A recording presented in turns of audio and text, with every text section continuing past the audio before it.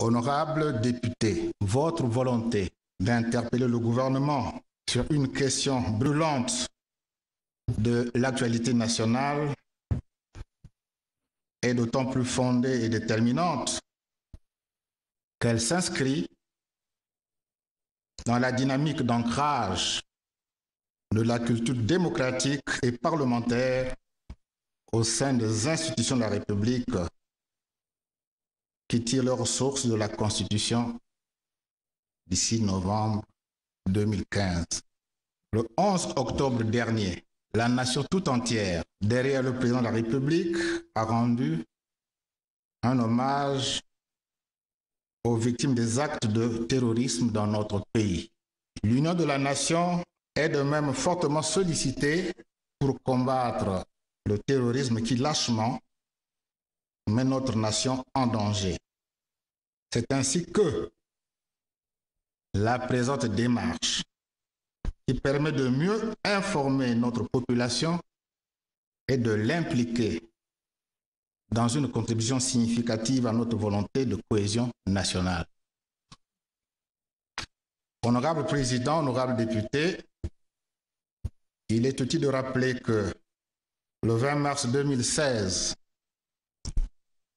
le Congo a organisé l'élection présidentielle dans un climat de paix sur toute l'étendue du territoire national, en dépit des menaces diverses forment à la paix et à la sécurité nationale. Dans l'attente de la validation des résultats de la Cour constitutionnelle, le 4 avril 2016, les ex-miliciens d'Ninja Silulu, de M. Frédéric Bintsamou, alias Pasteur Toumi, ont mené une attaque armée dans les quartiers sud de Brazzaville. La force publique, conformément à ses missions régaliennes, a riposté pour faire échec à cette attaque et pour sécuriser l'ensemble de notre territoire. Dans leur fuite, les ex-miliciens se sont repliés dans le département du Poul, perpétrant au passage des actes de violence et de terreur portant gravement atteinte à l'ordre public. Face à cette dégradation de la situation, la force publique a entrepris le rétablissement de l'ordre public par un déploiement de ces unités pour prendre en compte toutes les dimensions sécuritaires de la situation. À ces opérations de souveraineté s'ajoute l'exécution des mandats d'arrêt aux fins d'arrestation décernés par le procureur de la République à l'encontre de M. Bintsamou et deux de ses complices. Le rappel du contexte dans lequel les opérations de sécurité sont menées dans le département du Poul devrait nous amener, vous amener, honorables députés, à vous souvenir que M. Bintsamou est un chef rebelle depuis fort longtemps. Un citoyen congolais qui, au mépris de la main tendue par le président de la République en 2003, dans le cadre du processus de réconciliation nationale, né des tensions sociopolitiques de 1997-1998, était malgré tout nommé à des hautes fonctions avec rang et prérogative de ministre délégué, mais n'a finalement jamais fait sa propre reconversion, ne se préoccupant essentiellement que des avantages matériels liés à sa fonction. Et pendant que le département du Poul était en situation de post-conflit avec le lancement du programme de démobilisation, M. Bintsamou continue à entretenir sa milice armée, droguée et endoctrinée et à vouloir maintenir des zones de non-droit. Sinon, comment comprendre la mise en œuvre de l'opération Kimia qui s'y déroulait jusque-là? Voilà qu'en 2016, les miliciens Ninja Silulu sont de nouveau les acteurs, les auteurs d'actes innommables d'extrême violence et des exactions de toutes sortes.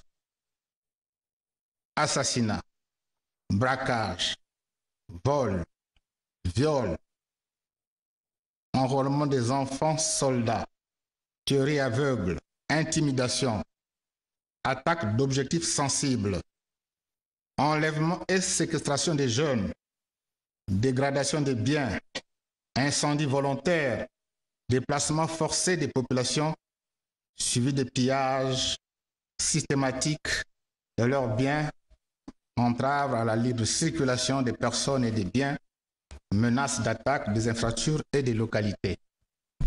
Et les statistiques sont accablantes. Je n'ai pas besoin de vous assommer des chiffres.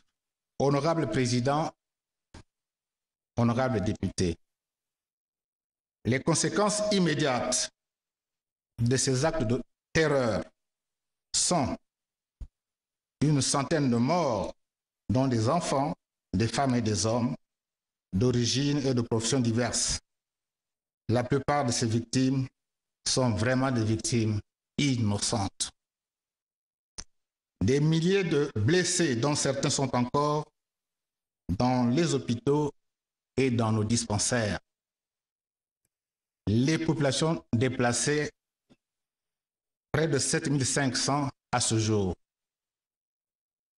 Les écoles détruites, retardant la rentrée scolaire, faisant courir le risque d'année blanche et donc une réduction des chances d'éclosion d'une élite intellectuelle dans le département du Poul, déjà si éprouvé dans un passé qui n'est pas si lointain. La destruction des infrastructures économiques ou des outils de production, professant ainsi la politique de la pauvreté, du chômage des jeunes. La nécessité d'assurer des convois, de sécuriser des trains, des véhicules, des commerçants et des particuliers. À quel prix, pour combien de temps les structures de l'État peuvent supporter financièrement ces charges très lourdes et inattendues? Juste un chiffre. Il y a à peine moins d'une semaine, après la rupture du carburant chez nous. Pour qu'on ait le carburant, c'est un week-end. Après que monsieur le ministre des hydrocarbures ait parlé, il fallait convoyer un train par hélicoptère. Cette petite opération a coûté elle seule plus de 75 millions. Et depuis lors, ces opérations se multiplient, elles sont nombreuses. La situation dans le pavillon du Poul, elle aurait pu être pire si la force publique ne faisait pas montre d'engagement, de patriotisme et parfois d'esprit de sacrifice. Je dis bien vraiment de sacrifice pour ces jeunes soldats, ces jeunes policiers. Il apparaît clairement que le vrai projet politique de Ninja Silulu est mortifère et vise la ruine du Poul et donc du Congo. Honorable Président, honorable député, ce qui se passe dans le Poul est une situation de conflit interne à caractère asymétrique et insurrectionnel dont les actes de violence sont de nature vraiment terroriste. Oui, c'est des actes terroristes. Aujourd'hui encore, les informations en notre possession font présager la destruction des ponts et ouvrages d'art sur le chemin de fer Congo-Océan et sur la route lourde. Ces intentions diaboliques sont de l'ordre antidémocratique. Elles visent incontestablement la déstabilisation. Elles veulent le chaos et finalement la ruine, non seulement du département du Poul, mais aussi et surtout du Congo tout entier. Oui, les miliciens ninja posent des actes tellement graves qu'ils veulent que le Congo vive l'enfer. Non, ce projet diabolique n'aboutira pas. De ce fait, La fermeté du gouvernement est d'entreprendre tout ce qui est de son devoir pour mettre hors d'état de nuire ces miliciens et les traduire devant la justice de notre pays.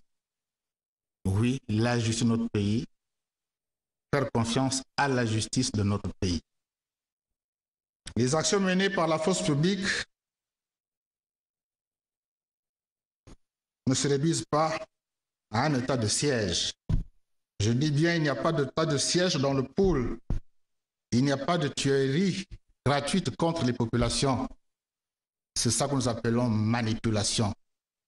C'est très grossier de voir la force publique tuer sur les populations. C'est ça qui est vendu à l'étranger et à nos ennemis. Attendre cela à l'hémicycle, à la limite, ça me désole. La difficulté que rencontre le gouvernement sur le terrain, oui, il y a des difficultés. Ces difficultés sur le terrain résident dans la nature même de la situation sécuritaire. J'ai dit qu'elle est de nature asymétrique. Les rebelles sont des hommes sans foi ni loi. Le phénomène ninja est un phénomène rampant qui se nourrit d'un certain messianisme, qui se nourrit du mythe, de la peur, de la violence aveugle pour imposer le règne de la terreur. Il nous faut faire l'effort de comprendre qu'en face de ces hors-la-loi agit une force publique disciplinée à qui s'impose le respect de la loi et des vies des populations conformément aux orientations MEDFA réitérées par le président de la République, chef suprême des armées. Faisons-nous confiance. Même si la situation est difficile, éviter l'émotion inutile sur des choses aussi graves. En dépit de ces difficultés, la force publique accomplit sa mission de sécurisation du territoire national. C'est ainsi que la sécurisation de Brazzaville, des principaux actes de communication des événements majeurs, est toujours garantie. Face à cette menace réelle d'isolement du département, de risque de mise en cause de l'unité de la nation, la réponse doit être une réponse globale, ferme, précise, mais compréhensible. Il s'agit d'un appel à une implication de tous, les hommes politiques, les élus, les hommes de bonne volonté et surtout des populations qui continuent, au prix de leur misère, de leur sang, à payer un lourd tribut. Le pays doit se donner tous les moyens pour gagner le combat contre les terroristes. Ce sont vraiment des terroristes, ce n'est pas une mode. Ce sont des terroristes. Les parlementaires qui votent les lois et les budgets ont un rôle fondamental, tant pour comprendre les lois renforçant cette lutte contre le terrorisme d'une part, que pour susciter l'adhésion des populations aux mandataires d'autre part. Le peuple doit être protégé contre la désinformation et l'intoxication. Il ne doit pas gagner votre illustre chambre. En outre, les Congolais devront soutenir leurs forces de sécurité pour vaincre le terrorisme. Chacun doit y participer activement. Une partie des populations du département de Poul l'a si bien compris. Non seulement elle recherche la protection de la force publique en se regroupant autour de ses positions, mais aussi elles la soutiennent par une bienveillance morale remarquable. Je l'ai constaté puisque je me suis rendu au Poul. Nos parents ne fuient pas les gens qui portent les armes. C'est faux. Cela peut se vérifier. Honorable Président, je dois vous dire qu'il n'y a pas non plus, comme ça a été dit ici, il y aurait des bombardements dans le Poul. Des bombardements. Ça, Je l'ai dit une fois de plus, c'est indigne. Honorable Président, honorable député, je disais que la nature du conflit est une difficulté majeure. Les délais seraient plus courts si nous engageons nos populations à adhérer à l'action du gouvernement et de ses forces de sécurité qui, elles, travaillent dans des conditions difficiles, mais dans le respect des droits humains. Et je répète, oui, ces forces travaillent dans des conditions difficiles, mais dans le respect des droits humains. Ça aussi, ça peut se vérifier. Ces jeunes gens travaillent dans des conditions difficiles, mais dans le respect des droits humains. C'est en cela qu'il faut vous éviter ce que nous soyons des appréciations simplistes qui contribuent à fragiliser cette lutte de l'ensemble du peuple contre vraiment le terrorisme. Quoi qu'il en soit, l'histoire des nations face à ce type de violence a montré que le délai ne peut pas être programmé, et même s'il l'était, c'est difficile de les annoncer. C'est comme si vous demandez à un gouverneur de banque centrale à quand la dévaluation de telle monnaie et vous dit voilà, ça va se faire demain à 18 h. Naturellement, notre engagement est de les rendre les plus courts possibles. Oui, ces délais, il faut les rendre les plus courts possibles. La recherche d'une bande armée de fugitifs prend toujours du temps, surtout lorsqu'elle se mêle dans une population qu'elle prend en otage et dont elle se sert comme bouclier. Ça aussi, ça peut se vérifier. La rapidité du succès dépend du contexte global. Mais la plupart du temps, il faut des ressources, de la détermination et de la patience. Oui, il faut des ressources.